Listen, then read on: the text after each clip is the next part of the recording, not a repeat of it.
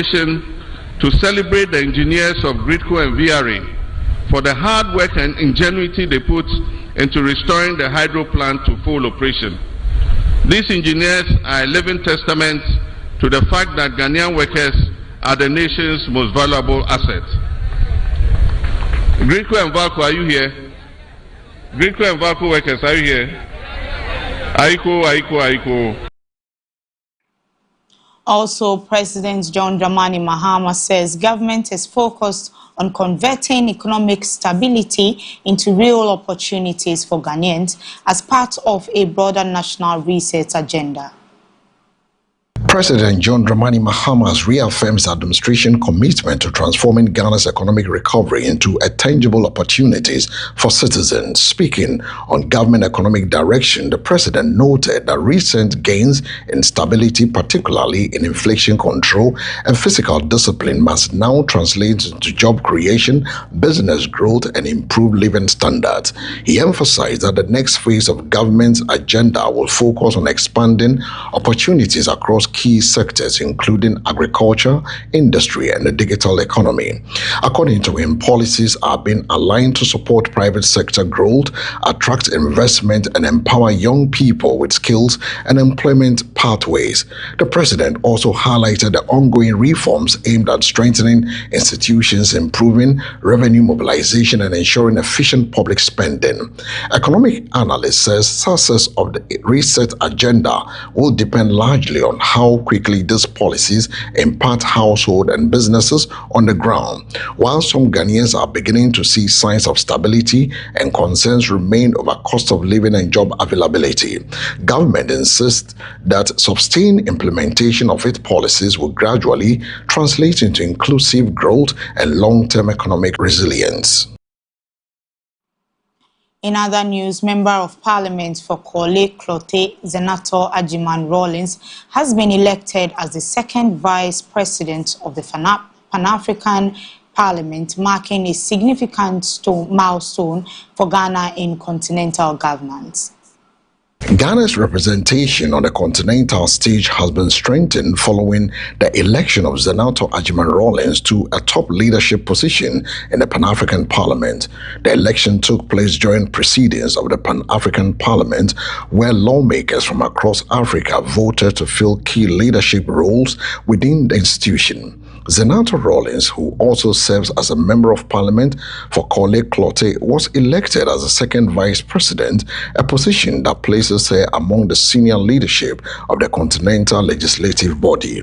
Her election is being viewed as a recognition of her growing influence in the regional politics and her contribution to parliamentary work on governance, health, and development issues. Colleagues within the Pan-African Parliament have welcomed her appointment, expressing confidence in her ability to contribute to strengthening legislative cooperation across African nations. In Ghana, the development has sparked national interest, with political observers describing it as a boost for the country's diplomatic and legislative presence on the African continent.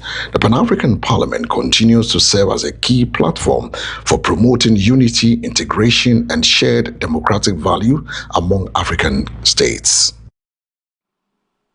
Away from that, the West African Examinations Council has announced a strict measure barring teachers found complicit in examination malpractice as part of efforts to protect the integrity of nationwide assessments. The West African Examination Council has intensified its fight against examination malpractice with a new directive targeting teachers found aiding or abating irregularities during exams. According to the council, any teacher identified as being involved in cheating, leakage of examination materials, or assisting candidates unlawfully will be banned from participating in future examination activities. WAEC says the decision is part of a broader reforms aimed at restoring restoring credibility to the country's examination system and ensuring that certificates reflect genuine academic achievement.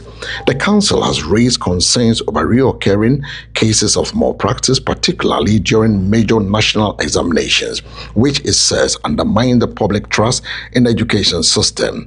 Education stakeholders have largely welcomed the move, describing it as a necessary step to protect the integrity of assessment and safeguard the future of students. However, some have also called for fair investigation and due process to ensure innocent teachers are not wrongly implicated. WAEC has assured that monitoring mechanisms will be strengthened, including tighter invigilation, increased surveillance, and collaboration with security agencies during examination period. The Council maintains that credibility of examinations must be preserved at all costs to maintain standard within Ghana's education system and across the West African sub-region. The Minority Caucus in Parliament has accused the administration of John Dramani Mahama of betraying Ghanaian workers, citing rising hardship and unmet economic expectations. The Minority Caucus of Parliament of Ghana has launched a sharp critique of the Mahama administration, accusing government of deepening economic hardship for workers across the country. At a press briefing, the minority leaders argued that despite campaign promises to ease the burden on ordinary Ghanaians, the current economic conditions continue to worsen whilst rising prices and limited income growth. They claim workers are struggling under the increasing cost of living pressures, whilst policies introduced so far have failed to provide meaningful relief. The caucus is calling for urgent intervention, including targeted support for vulnerable groups, job creation measures, and policies aimed at stabilizing prices. However, government officials have pushed back against the claims, insisting that reforms are underway to stabilize the economy and improve living conditions over time. Analysts says the exchange highlights growing political tension over economic management, especially as public expectation remains high. The debate over worker welfare and economic direction is expected to intensify in the coming months as both sides seek to shape public opinion. Meanwhile, the Trade Union Congress Ghana has called on government to translate signs of economic stability into job creation and improved living conditions for workers across the country. As Ghana marks the International Workers' Day, the Trade Union Congress is urging government to ensure that economic recovery efforts leads to real benefit for workers. In its May Day message, the labor body acknowledged signs of improving macroeconomic stability, but stressed that these gains must reflect in the daily lives of ordinary Ghanaians. According to the TUC, job creation remains a critical priority, particularly for the youth, while wages levels must be aligned with the rising cost of living. The Congress also highlighted concerns over job security, working conditions, and the need for stronger social protection system. The labor leaders says economic growth without corresponding improvement in livelihood risk deepening inequality and eroding trust among workers. They are therefore calling for deliberate policies that support industrial expansion, private sector growth, and decent work opportunities across the key sectors of the economy. Government, on its part, maintains that ongoing reforms are aimed at stabilizing the economy and creating a foundation for sustainable employment and inclusive growth. The call by the TUC adds to the growing national conversation on ensuring that economic progress translates into meaningful change for the Ghanaian worker. Up next is Business News.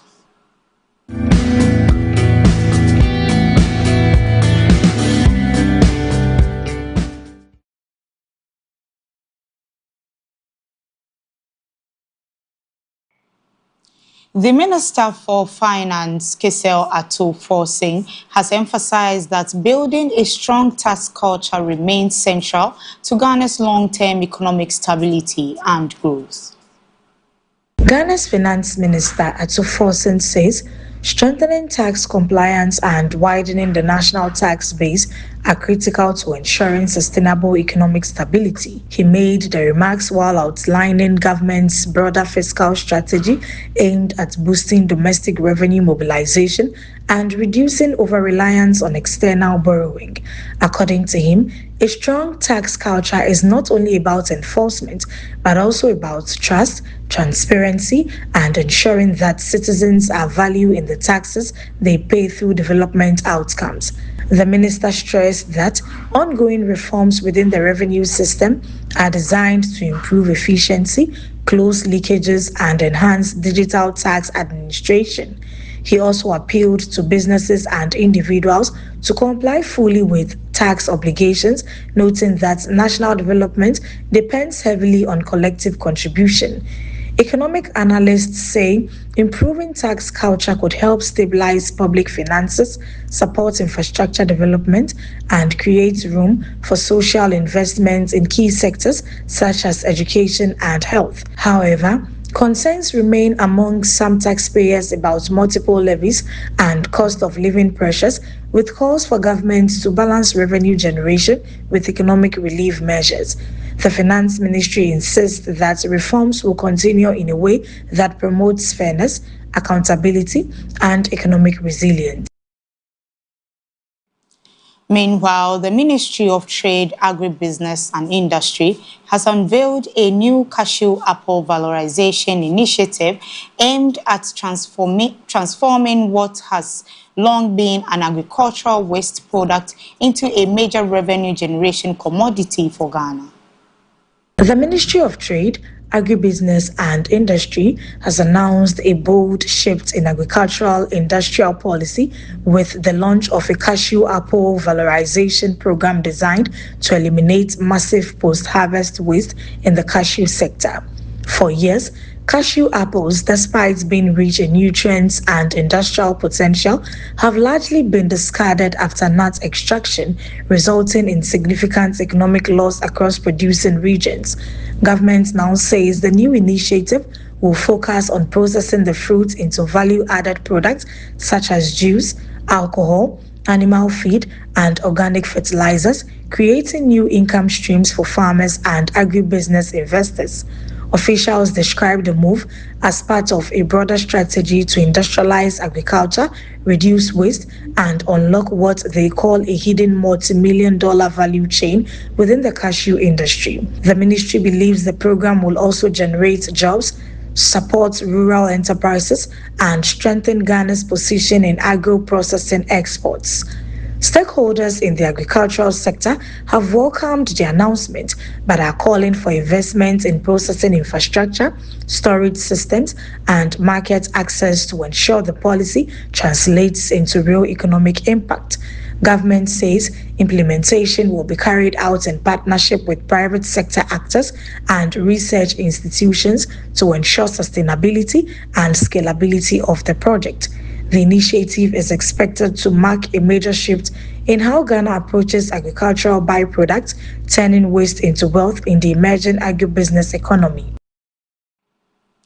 In the world of sports, World Football Governing Body FIFA has confirmed that Morocco will host the 2027 FIFA Congress, while President Gianni Infantino has announced his intention to seek a fourth term in office. Global football governance is set for a significant shift, with Morocco officially confirmed as the host of the 2027 FIFA Congress. The decision, announced by the FIFA, highlights Africa's growing influence in global football administration and infrastructure development.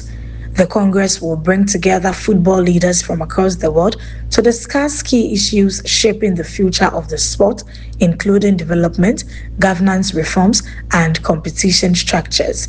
In a parallel development, FIFA President Gianni Infantino has declared his intention to run for a fourth term, signaling continuity at the helm of world football's governing body. His leadership has overseen major reforms and expansion of global tournaments, but has also attracted debate over governance direction and football's evolving global calendar. Sports analysts say hosting the Congress in Morocco further strengthens Africa's profile in global football politics, especially following recent investments in stadiums and football development programs across the continent. The announcement is expected to spark discussions among member associations as the race toward FIFA's future leadership direction begins to take shape ahead of 2027. Up next is entertainment news. Stay with us.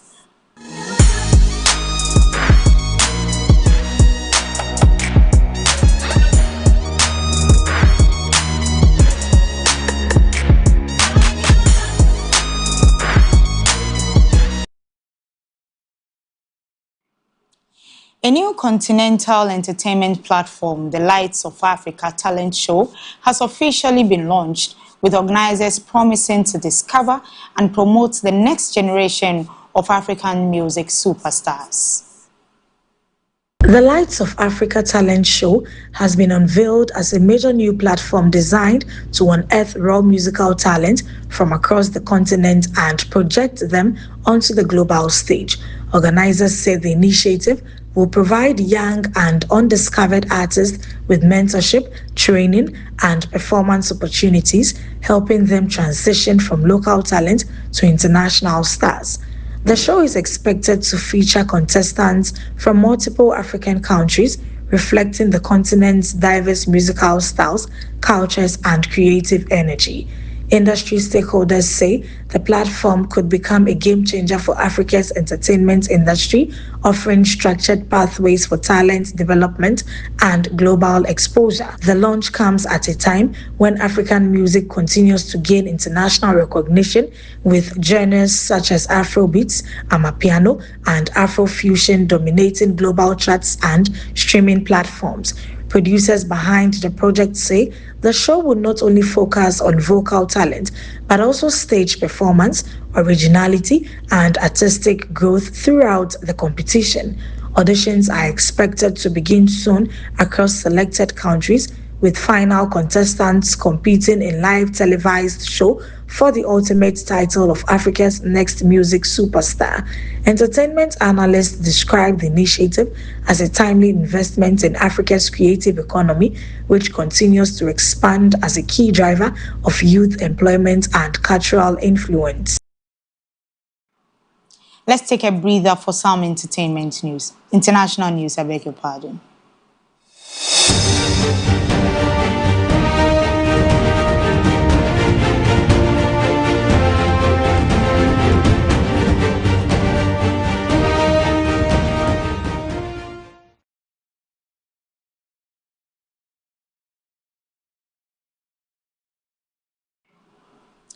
A man has appeared before a court in London charged with the attempted murder of 2 Jewish men following a violent stabbing incident that authorities are threatening with heightened concern. A suspect has been formally charged and brought before court in connection with the stabbing of 2 Jewish men in London.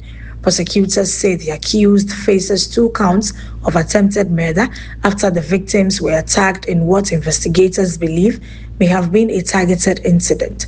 The case has been handled with input from the Metropolitan Police Service, including counter-terrorism officers who are assessing whether the attack was motivated by extremism or hate. During the court appearance, the suspect was remanded into custody as proceedings continue, with further hearings expected in the coming days. The victims are reported to be receiving medical treatment, while community leaders have expressed concern over the nature of the attack. Authorities say security has been increased in affected areas as a precaution, while investigations continue to establish the full circumstances surrounding the incident. The case has renewed attention on issues of community safety, hate crime, and the need for vigilance in major urban centers. Thank you all that's all for Mega News at 6. Thank you for watching. Before we go, a recap of the major headlines. Zenata Rawlings elected second Vice President of Pan-African Parliament. In business, Finance Minister urges compliance and broad-ended tax base to support fiscal reforms and development agenda. In international news, suspect faces serious charges as authorities investigate possible hate-related motive.